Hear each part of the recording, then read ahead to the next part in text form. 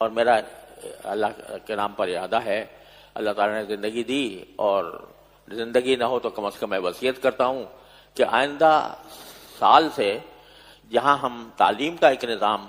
الحمدللہ چلا رہے ہیں، جس کی تفصیل آپ حضرات نے سنی ہے مختلف شعبہ جات کی، تو وہاں ایک نظام تزکیہ کا اور اصلاح نفس کا یہ ہم باقاعدہ نظام بنا کر اس کو اپنے ہاں جاری کریں. یعنی علم کے ساتھ جو ظاہری علم ہے اس کے ساتھ جب تک اس کی روح نہیں ہوگی تو اس وقت تک وہ علم ادھورا ہے، کھول ہے، اندر روح نہیں ہے. اس روح کو پیدا کرنے کے لیے میرے ذہن میں بہت اس کا تقاضا ہے کہ اگلا جب تعلیمی سال ہم شروع کریں، پتہ نہیں میں اس کو زندہ ہوں یا نہ ہوں، میں تو وصیت کرتا ہوں اگر زندہ نہ ہوں کہ ایک ایسا نظام بنایا جائے کہ جس میں تربیت اور اخلاق کی تربیت اور تزکیہ کا اہتمام ہو. میں اپنے سارے ساتھیوں سے یہ درخواست کرتا ہوں کہ اگر میں زندہ نہ ہوں تو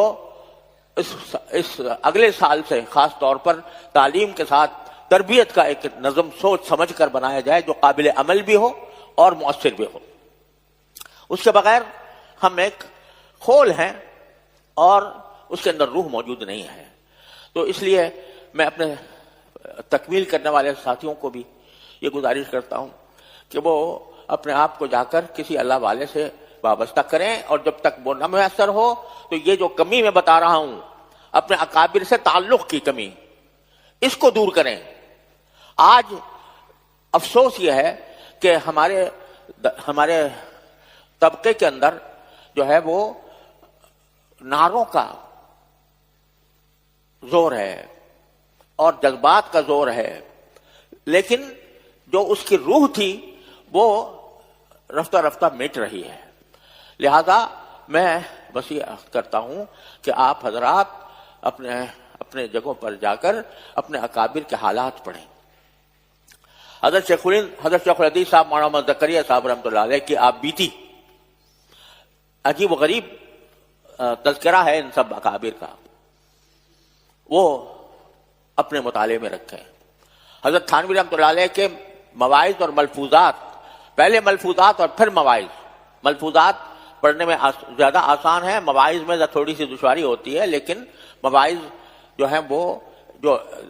دین کی جو سمجھ، دین کی جو فکر اور انسان کو اپنی اصلاح کے جو طریقے اس سے معلوم ہوتے ہیں، وہ آج آپ کو کہیں اور نہیں ملیں گے. اس کو اپنا حرز جان بنائیں. تو سب سے پہلا کام جو ہے وہ ہم سے جب پوچھا جاتا ہے تو بعض اوقات ہمارے زبان سے نکل جاتا ہے کہ دین کی خدمت. لیکن دین کی خدمت تو اس وقت ہوگی جب خود اپنی خدمت ہو جائے، اپنی اصلاح ہو جائے، ہمارے اندر جو رذائل ہیں وہ دور ہو جائیں، ہمارے اندر حسد نہ ہو، ہمارے اندر بدگمانی نہ ہو، اس میں ہمارے اندر اخلاق رذیلہ نہ ہو، تو بے شک پھر اس کام کے اندر برکت ہوتی ہے اور اس کام کا کارآمد ہوتا ہے. لہذا سب سے پہلی چیز تمام ہم سب کو، ہم چاہے پڑھانے والے ہوں یا پڑھنے والے ہوں، ہم سب کو اس کا جائزہ لینا چاہیے کہ اس علم کا کیا عکس ہماری زندگی میں آیا. عبادات میں، معاملات میں، معاشرت میں، اخلاق میں ہمارے اندر کوئی تبدیلی پیدا ہوئی یا نہیں ہوئی. اگر ان میں تبدیلی پیدا نہیں ہوئی، اس میں سنت کی کوئی جھلک نہیں آئی، تو یہ دستار اور یہ سند، اس کی کوئی حقیقت نہیں، اس کی کوئی اصلیت نہیں، اس کا کوئی فائدہ نہیں. فائدہ اس وقت ہو جبکہ علم حدیث پڑھنے کے بعد اور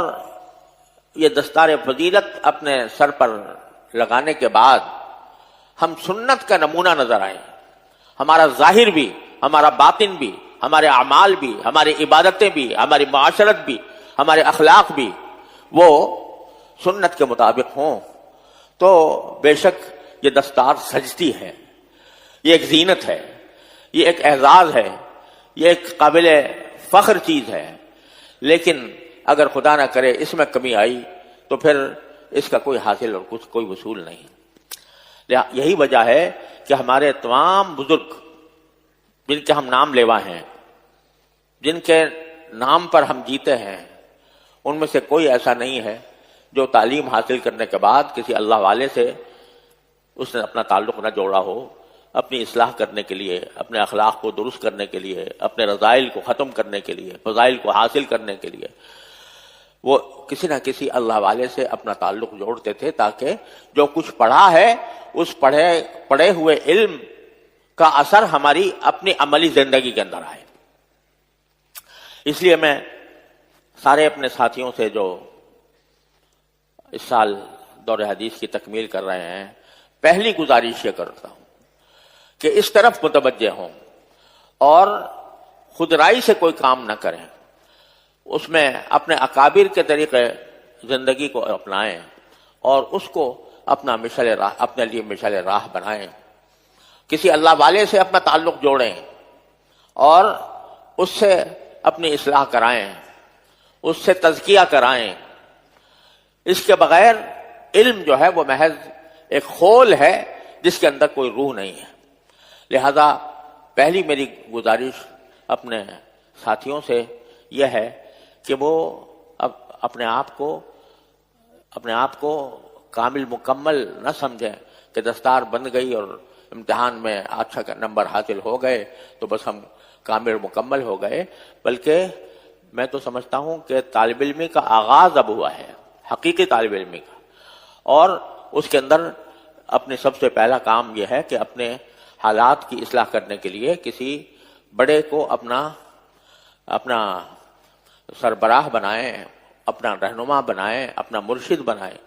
اور اس کے تحت اپنی زندگی گزاریں۔ اور اگر جب تک یہ بات حاصل نہ ہو، یعنی کوئی شیخ ملے نہیں، تو اس وقت تک ہمارے بزرگوں نے فرمایا ہے کہ جب تک کسی کو شیخ میسر نہ آئے تو وہ اللہ والوں کے سمانے،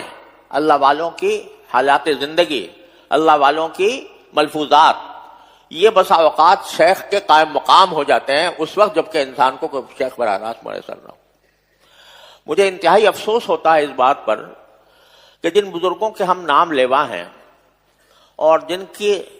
کے نام کی ہم در حقیقت اگر کھا جائے تو نام کی روٹیاں کھاتے ہیں، ان کے حالات سے بے خبر ہیں۔ ہمارے سارے جتنے مدارس دینیہ ہیں، ان کی جو بنیاد ہے وہ دارالعلوم دیوبند ہے، اور دارالعلوم دیوبند کے اساتذہ کے جو بانی ہیں حضرت مولانا محمد قاسم نانوتوی رحمۃ اللہ علیہ، حضرت مولانا رشید احمد صاحب گنگوہی رحمۃ اللہ علیہ، حضرت مولانا یعقوب نانوتوی رحمۃ اللہ علیہ، ان حضرات کے حالات سے واقفیت نہیں، جانتے نہیں یہ کون ہے اور ان کے حالات کیا تھے، انہوں نے زندگیاں کیسے گزاری ہیں، دارالعلوم کیسے قائم ہوا تھا، کن مقاصد کے تحت قائم ہوا تھا، اور اس کے بعد پھر دارالعلوم کے اندر جو خدمات انجام پائیں وہ کن شخصیتوں نے انجام دیں اور کس حالات سے گزرے، اس سے واقفیت ہمارے اساتذہ و طلبہ کو بھی، بس اوقات طلبہ کو بھی نہیں ہوتی، اساتذہ کو بھی نہیں ہوتی۔ یہ بہت بڑا نقص ہے جو ہمارے اندر پایا جاتا ہے۔ تو میں وصیت کرتا ہوں اپنے ساتھیوں کو جو فارغ ہو رہے ہیں وہ خاص طور پر، اور جو ابھی زیر تعلیم ہے عمومی طور پر، کہ ان بزرگوں کے حالات زندگی کو، ان کے ملفوظات کو اپنا حرز جان بنائیں۔ ہر شخص ہم میں سے جائزہ لے کر دیکھ لے اپنا کہ کتنے ایسے ہیں کہ ہم نے حضرت نانوتوی کے سوانے پڑھی، ان کے حالات زندگی سے واقفیت حاصل کی، ان کے ملفوظات پڑھے، حضرت گنگوہی رحمۃ اللہ علیہ کی کتنی معلومات ہمیں حاصل ہیں۔ کبھی تذکرۃ الرشید پڑھنے کی نوبت آئی، کبھی ان کے حالات کو جانچا، دیکھا کہ کس طرح وہ اس مقام تک پہنچے، کبھی حضرت حکیم الامت مولانا شبلی صاحب تھانوی رحمۃ اللہ علیہ کے ہم خاص طور پر نام لیوا ہیں، ان کے حالات پڑھے، اشرف السوانے کتنے لوگوں نے پڑھی ہے اور کتنے ان کے ملفوظات اور مفاہیم سے کتنا استفادہ کیا ہے۔ تو افسوس یہ ہے کہ اگر اس کا یہ سوال کیا جائے ہم میں سے اکثر لوگوں سے تو شاید جواب نفی میں ہوگا کہ نہیں، کچھ نہیں پڑھا۔ اس کا مطلب یہ ہے کہ ہم ابھی تک اپنے اکابر سے وابستہ نہیں ہو سکے پوری طرح۔ یہ ایک بہت بڑی خامی ہے جو ہمارے اندر پائی جاتی ہے، اور میرا اللہ کے نام پر ارادہ ہے، اللہ تعالیٰ نے زندگی دی اور زندگی نہ ہو تو کم از کم میں وصیت کرتا ہوں کہ آئندہ سال سے جہاں ہم تعلیم کا ایک نظام الحمدللہ چلا رہے ہیں، جس کی تفصیل آپ حضرات نے سنی ہے مختلف شعبہ جات کی، تو وہاں ایک نظام تزکیہ کا اور اصلاح نفس کا، یہ ہم باقاعدہ نظام بنا کر اس کو اپنے ہاں جاری کریں۔